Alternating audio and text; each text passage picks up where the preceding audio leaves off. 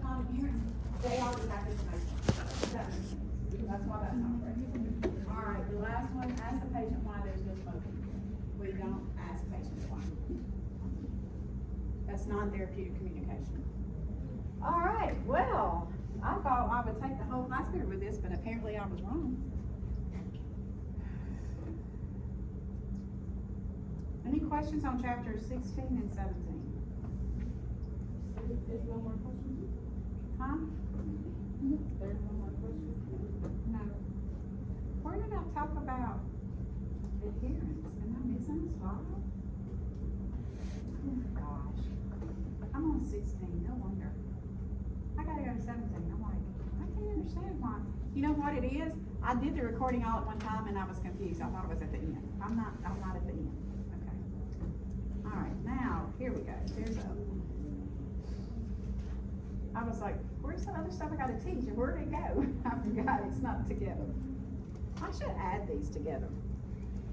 I think I will for future classes. Have one presentation. Chapter 17. Starts on page 262. We should finish both of these chapters today. So Friday we'll start in nutrition, chapter 47. And if we finish it, we probably will, we'll go into fluid electrolytes, chapter 52. And that is all that you're supposed to cover in unit 4. Then unit 5 is your elimination and your diagnostics.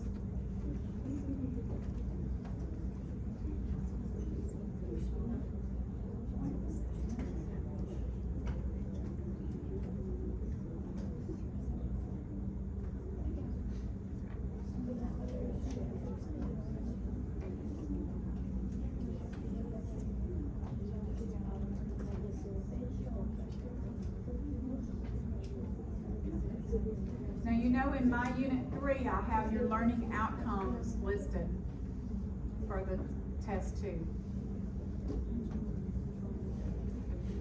You do need to memorize certain labs, and I will give those labs to you on Friday, so make sure you have a sheet to where you can highlight what you need to memorize.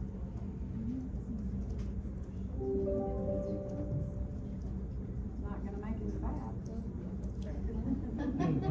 It's in 15 minutes. Faculty meeting. Okay.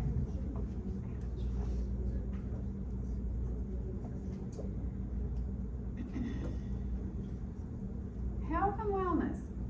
What is health? Well, Florence Nightingale said, it is a state of well-being and uses every power the individual possesses to the fullest. Florence Nightingale. The World Health Organization says that it's a state of complete physical, mental, social well-being, not solely the absence of disease or infirmity. So that's whole. Now that is more holistic. Traditionally speaking, health is the presence or the absence of disease. So if you have the presence of disease, they're unhealthy. If you have the absence of disease, they're healthy.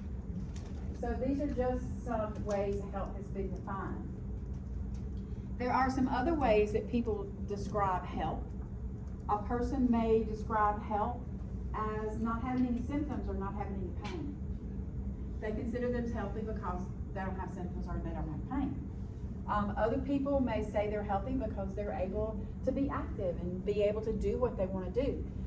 And another person may say they're healthy because they have just a sense of well-being, good spirit all the time. So our definitions of health are actually very individualized based on what we've experienced, the expectation of ourselves. Have you ever heard somebody say, oh, I'm old? That's an expectation that you're going to have back pain when you're old. And some people fall into those expectations. You know, the age, social, cultural expectations can also change the way someone views health. So when we think about wellness and well-being, really wellness is well-being and vice versa. There are 7 components of wellness, and to have optimal health An individual has to deal with factors in all 7 of these areas, 263 and 264. The areas are your environmental, your social, emotional, physical, spiritual, intellectual, and occupational. So your environmental, and I think about safe environments, I think about pollution, air quality, water quality. Your environmental can play a role on health. Atmospheric pressure, like if you're in the mountains, you don't get enough oxygen. So your environment. Social, having the ability to interact with others is a component of wellness. So you need that social interaction. Emotional, being able to manage your stress and to express emotions appropriately. That's the key, appropriately. Emotional wellness.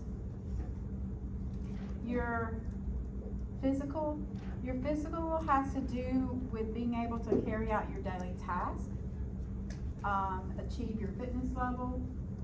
It also has to do with your pulmonary system, being able to breathe effectively, your cardiovascular system, your circulation. Your physical has to do with your physiological part of your body. Not taking too much alcohol, not smoking, low-fat diet. So that all has to do with your physical. Spiritual, for those who have a belief in some type of force, whether it's nature, a higher power, science, religion, the physical component to wellness also has to be addressed. It gives people a purpose to their life when they have a spiritual aspect. Intellectual, your ability to learn.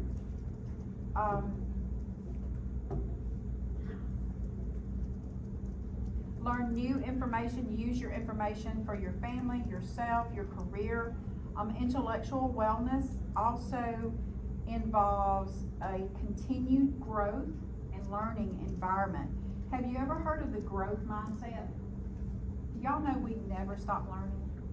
When I learn something new, and I think I did last week one day, I always say, I didn't know that, I learned something new, because we never stop learning. So we need to keep that growth mindset. That's part of our wellness, to always be obtaining new information. And then your occupational part of wellness, what do you think that means when it comes to work? What do we need for wellness in work? We need balance between work and our leisure time. So it can't be all work, what there's a saying, all work and no play makes Jack a dull boy. It also makes Jack unhealthy, right? So you have to be able to have that balance between work and leisure time.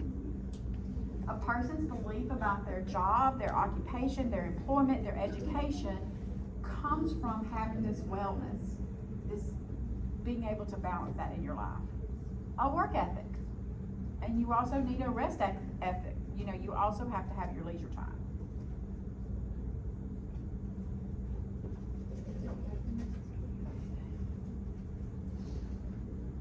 So, well-being, what is well-being?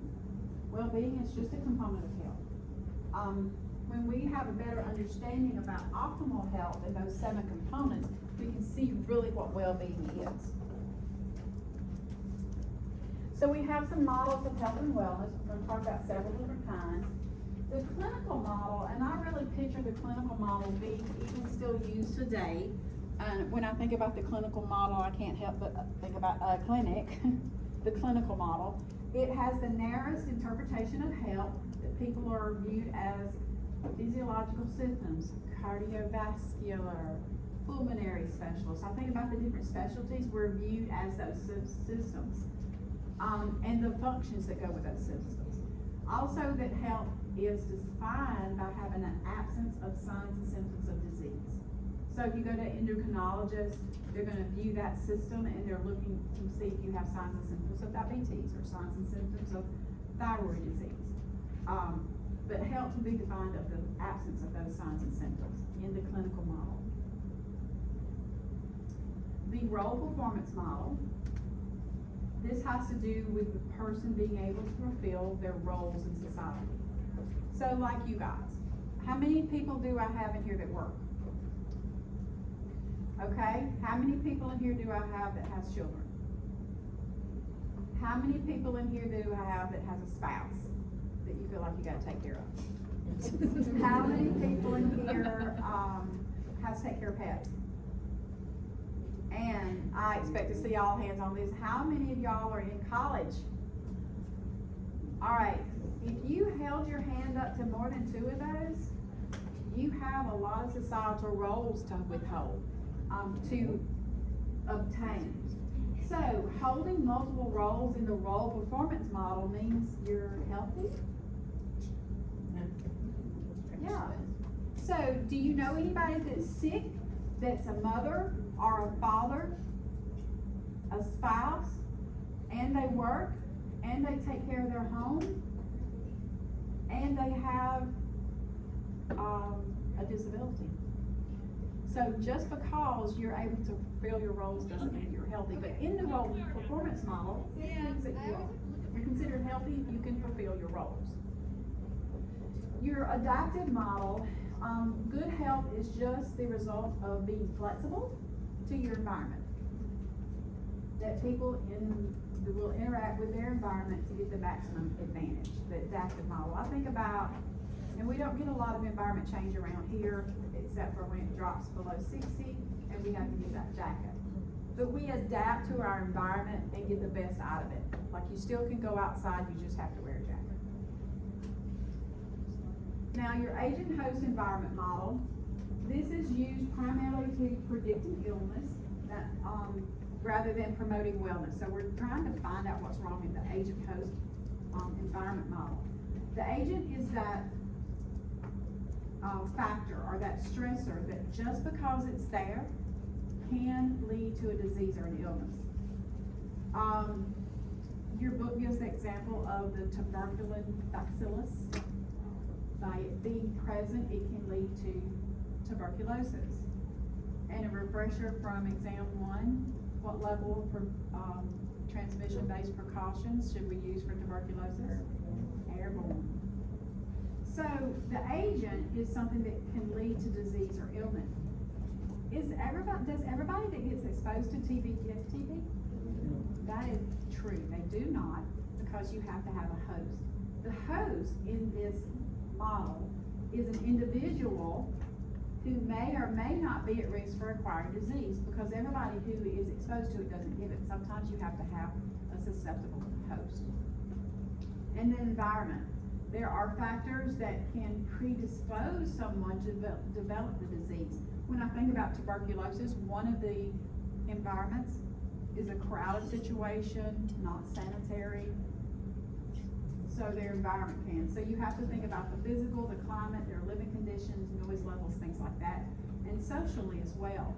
How do they interact with others and life events can play a role on this agent-host environment model. I had a patient one time that had tuberculosis, and we used to have to make sure that we saw the patients taking their medications, because they have to take medications every day for a certain period of time.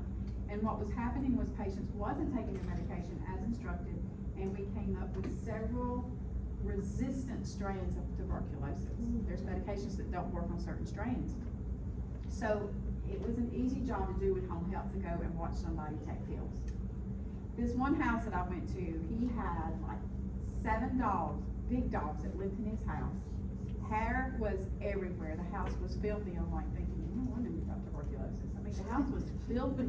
But every time I went, he fixed me a go plate of lunch that he had cooked. What? I did not want it, but I took it because I'm a Southerner. And then I would dump it for the animal on the way down the road. Yeah. But yeah, I mean, I didn't want to get what he had. All right, this is what I was thinking. Where are these slides? Healthcare adherence. Adherence is where the individual behavior coincides with medical advice. That means the patient is actually doing what they've been instructed. And when I think about adherence, I also think about sticking to the plan. If I think about adherence, I can't help but think about glue.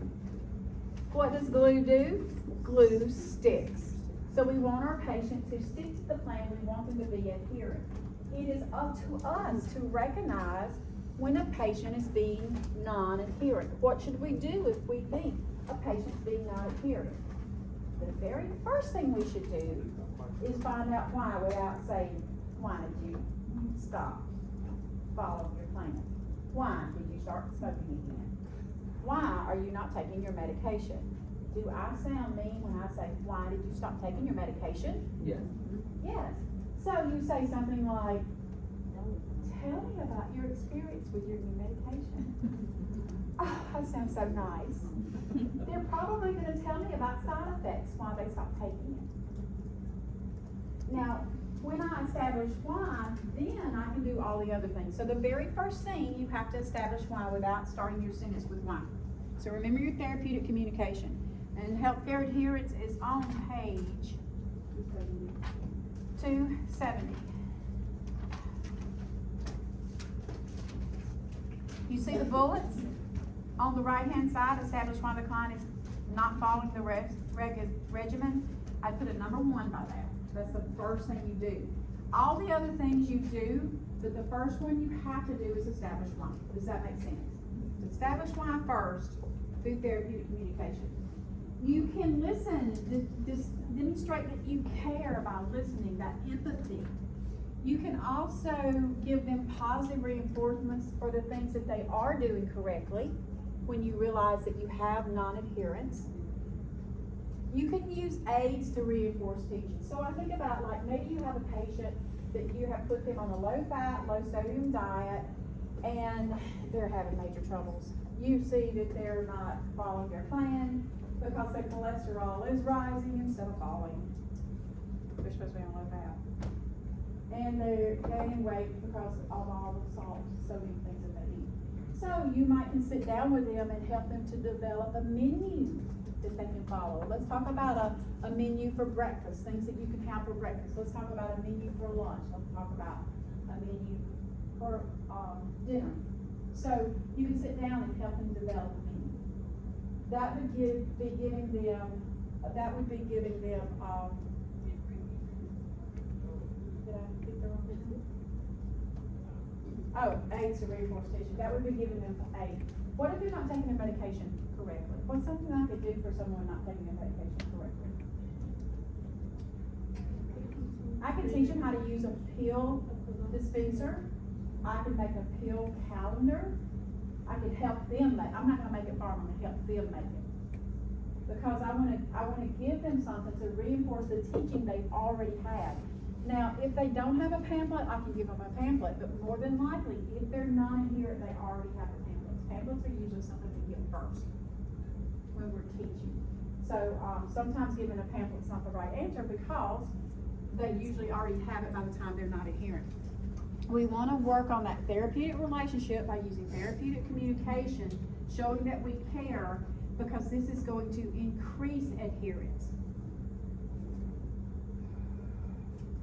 So why would a patient be non-adherent? What are some reasons? So I don't really talk about this on my recording because I say I'm going to do it in class. So look on 270 and let's talk about it. What's something that would cause someone not to follow a plan you've instructed them to follow? I want the person to be eating healthy. I want them to have fresh fruits and vegetables, low fat, and low fat milk, decreased salt. What is something that could cause them not to be adherent? Money. Money is one of the reasons. Money is one of the reasons. What's something else that might interfere with someone being adherent?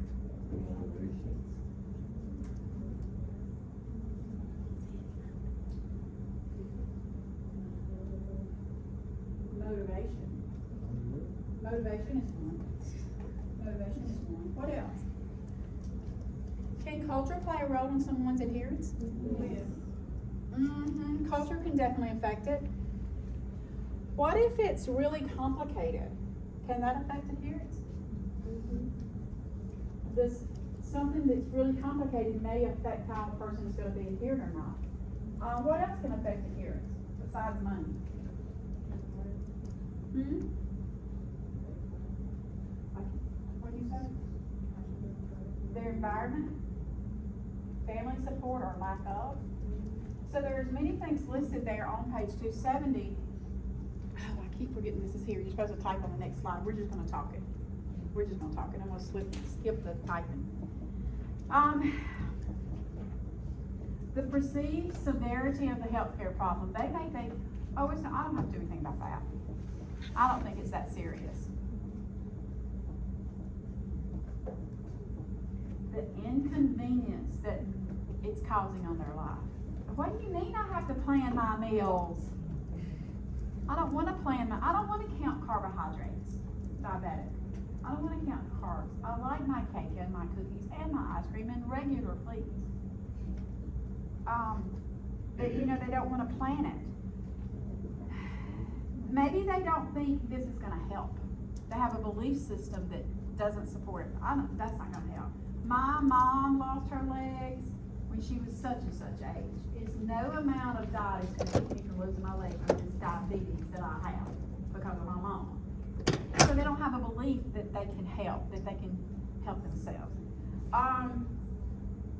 Their cultural heritage, their beliefs, practices that support conflict with a regimen, complexity, side effects. Side effects is a huge reason that men won't take their high blood pressure medications. They're antihypertensive because a lot of your antihypertensives, and this will help y'all next quarter, cause impotence. And that is a side effect men don't like. Just saying. It's huge. So, I could say, tell me about your experience, Mr. Smith, with your blood pressure medication. I see that your blood pressure today is 170 over 110. That tells me they're not taking their medication because it's elevated, right? And maybe your patient won't tell you why. So you need to get them to tell you about their experiences. They may come with a reason that it causes impotence, and I'm not gonna take it because of that. And then the very last one has to do with the cost. I had oxygen therapy on my husband that died in 2008. And when he first started using it, we were just using it part-time. And over the years that I was taking care of it, he was using it all the time. And when he died, I had just gotten my power bill when he died. And a month later on the next power bill, because I've gotten rid of the oxygen machine, it's the O2 concentrator. Y'all know what I'm talking about? The machine that makes oxygen out of the air. It uses electricity. My bill went down $250. I had no idea I was paying that much for his oxygen in just my electric bill. Now think about patients who can't afford $250 a month on their power bill. They see their power bill jump because they're using oxygen because they have congestive heart failure, some low O2 sats, and they're like, oh, I'm not gonna turn that on anymore because it's running my power bill up. So cost can definitely affect that. All right, I missed a break. Let's take 10.